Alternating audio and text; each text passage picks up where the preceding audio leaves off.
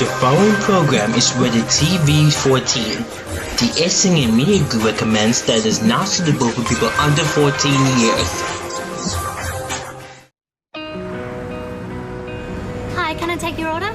At McDonald's drive-thru, you can always expect a freshly made meal fast. When you finish placing an order between 6 a.m. and 11 p.m, we guarantee you'll be served in under 3 minutes, or you'll receive a free Big Mac or Quarter Pounder the next time you visit.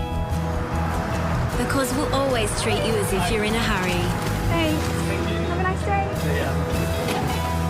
day. Even if you're not.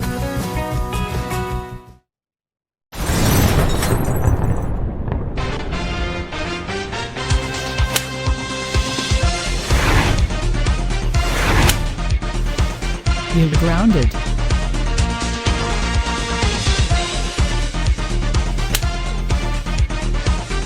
Whoa. Dora, you're so now. You're not safe. Grounded.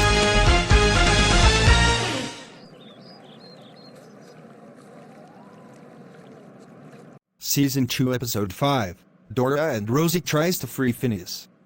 Requested by Kayana and Gaming 1183. Inspired by King's Fan Disney.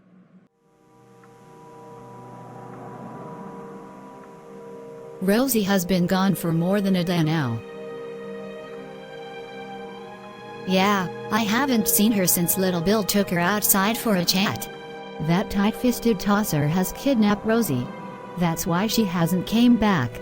Wait, let's think about this DW. Rosie did say that she had to save someone. She never said it in here though. Yeah, I know, she said it in the corridors. I was overhearing it, haha. Anyways, do you still think the Plotagon 10-year anniversary party can still commence? Well, I guess we still could. Even without Rosie, what could go wrong? Yes. This party will still be the bestest party we ever threw. At London. Have you received news? Phineas assassinated his own brother. Yes, I have received news. Thank God he is locked up for quite some time.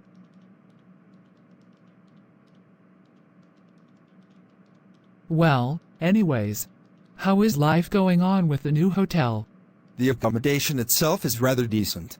Warbucks Incorporated is in the process of being built on the higher levels. Just so you know, the accommodation we are using is the premier in Canary Wharf, West Ferry establishment. While it isn't an ideal 5-star accommodation, the £63 price was justified due to its excellent location, which offers convenient access to stores, dining options, and transportation connections. The accommodations are tidy, cozy, and fully furnished, guaranteeing a peaceful sleep. The personnel there are exceptionally welcoming and observant, consistently prepared to assist with a grin. Well, that's sure to be a fine-looking place to stay. Say, why couldn't you stay at the lower floors back at Warbucks Incorporated? Honestly, the upper levels at Warbucks Incorporated appeared rather costly. The lower floors are, to be honest, not nearly as costly as I had expected. I thought you said that all floors were expensive. That was 18 years prior, when I was 20 years of age, and had a budget exceeding £3 million. However, I believe a few individuals removed some of the furnishings from this space. I believe it's not the same in every room on the lower levels. Poor you. You must have had a bad night sleeping on the floor that night. We didn't rest in that space. We swiftly considered this circumstance and relocated to Premier in Canary Wharf. I believed we could have relocated here to remain near the original Warbucks Incorporated. Aside from that, I believe I made a wise choice relocating to Premier in Canary Wharf, since we can remain nearby.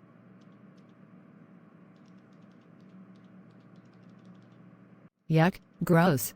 Mom and Mr. Warbucks, I'm going out with Caillou and Rosie. And Rosie? She's back from Stoke quite early, ain't she? Yeah, she is quite early to be honest. Regarding being early, isn't she also back from school ahead of time? Well, yes, I did see her at school. I don't even have a clue for why she's early from school, but she looks even prettier for when she came back from Stoke.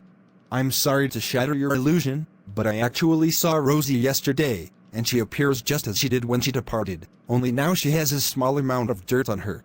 I'm not sure why she has some mess, but I'm assuming she might have had a small altercation at the Holiday Inn Express. You had to ruin the moment, didn't you? Apologies if I messed it up. I was merely expressing the reality.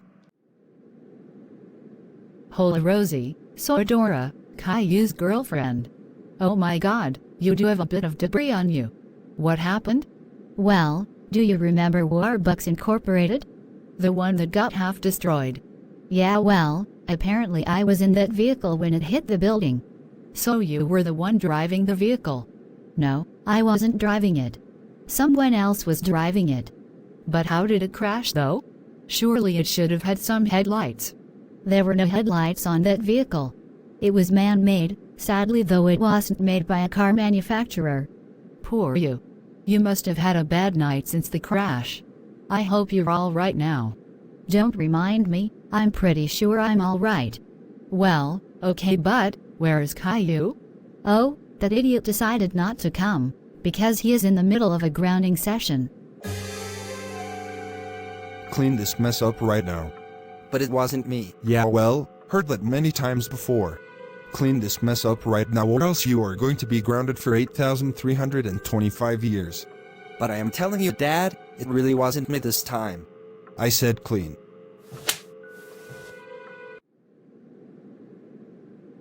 Poor him. Hey, that was not meant to be funny. Should it even be funny? No, it shouldn't be, to be honest. Anyways, after being rudely interrupted by Jacob the plot agonist, what shall we do now then? Well, I came back for this reason. I came back because former troublemaker Little Bill told me something about Ferb, which happened to be Phineas's brother. This better be important, because I have a holiday to be in right now. Okay, I brought you in here to tell you that Phineas's brother Ferb has died from a gunshot. So, why should I care? Because we were best buddies. Then he told me his flashback about him and Ferb, and then it got me thinking for what was happening to Phineas. What, so you made Ferb the way he was then?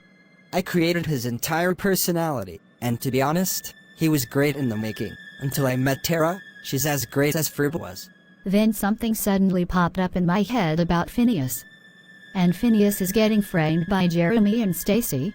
I have to save him. Then he eventually agreed into helping me save Phineas, but he gave me one condition on breaking up with Phineas in the process. And then he also said that he had his eyes on me now. Luckily he is dead now. Also, I'm still going to set Phineas free. But he is a murderer. He isn't a murderer. The whole point of me returning was purely a coincidence, but I returned so I could prove Phineas's innocence. Also, I know he didn't kill Ferb, because Little Bill didn't specify the killer as Phineas. Well, okay, but do you know who could have possibly killed Ferb? How am I supposed to know? He didn't even specify the killer's appearance. Anyways, I was wondering if you could help me on this mission. Sure. Anything for a friend in need.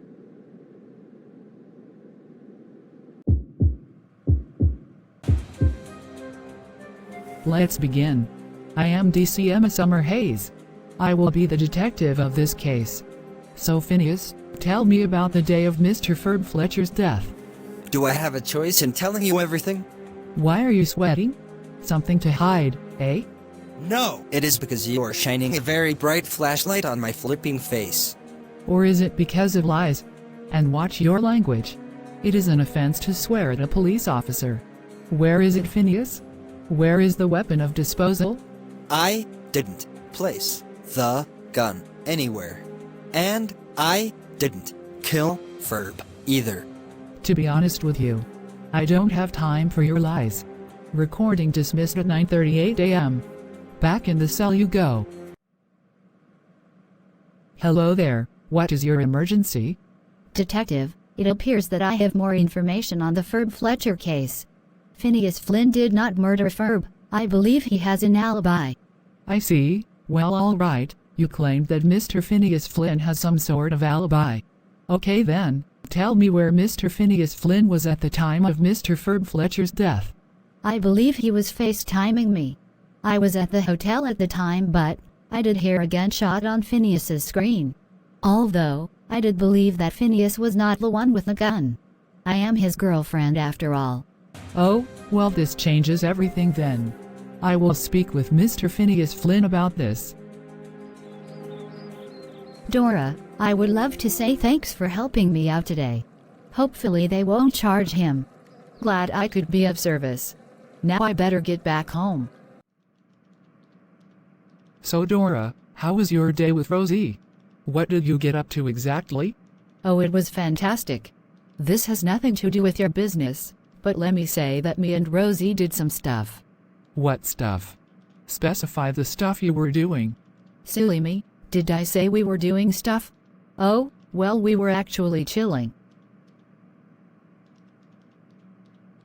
Tell me the truth, woman. What did you do? I sense that you did something wrong, and you're just denying it. Explain. Okay, fine. Rosie wanted to free Phineas, as he has an alibi. So me and Rosie went to the police station to save him. Alibi. Flipping gauze of Bruno Mars. Dora, the absolute crackhead, how dare you try and free Phineas for a crime that resulted in murder? You do realize that he should be locked up for some time. Alibi or no alibi? God, I hate that word. But anyways, you are now grounded for 9,980.01 years. Idiotic girl, you should know better than this. Why?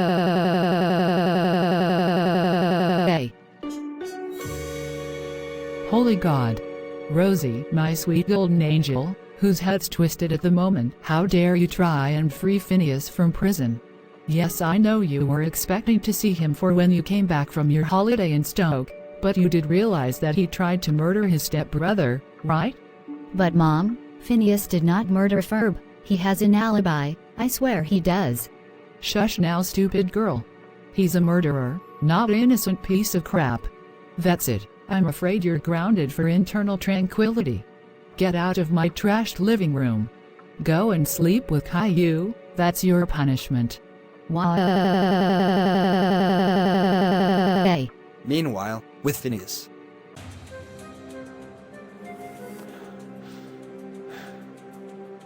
Recording resumed at 10:42 a.m. Phineas Flynn, do you have a girlfriend called Rosie Anderson? Finally, some sense. Yes, I FaceTimed her on the day before Ferb died. But how do you know though? Were you with her at the time of Mr. Ferb Fletcher's death? I didn't hang out with her, because she left for her holiday on Valentine's Day.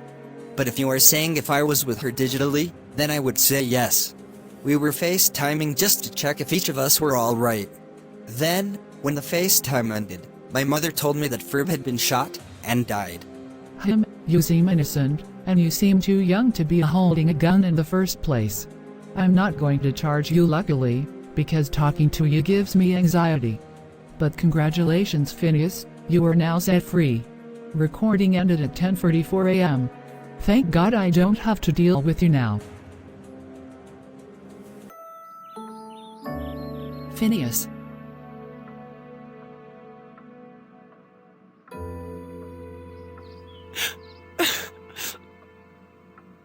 I am sorry that I doubted you. Please forgive me for my actions. Jeremy must have been misunderstood. Jeremy must pay for his actions, even if it takes me days, weeks, months, even years. Who knows? Coming soon on Grounded series Reimagined.